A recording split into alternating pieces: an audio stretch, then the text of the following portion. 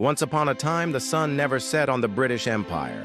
From Canada to India, Australia to Africa, it ruled over a quarter of the world's land and people.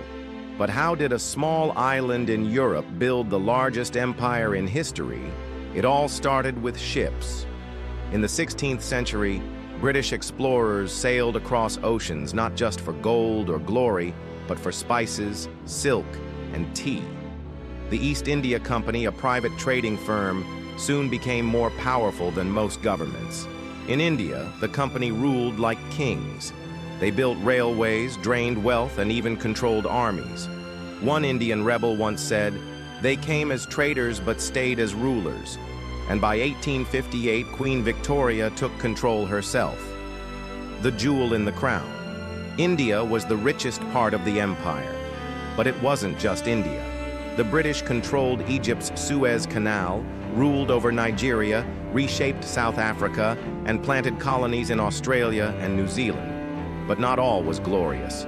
Behind the red coats and Union Jacks were dark chapters: the brutal Bengal famine, the opium wars in China, and the suppression of uprisings in Kenya and Ireland.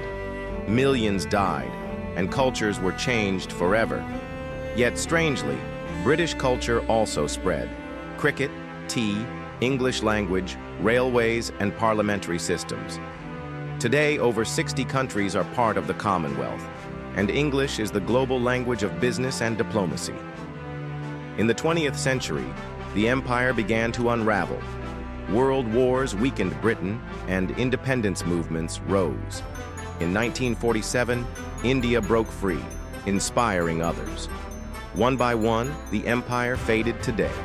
Britain is no longer an empire, but its legacy, good and bad, still shapes the world.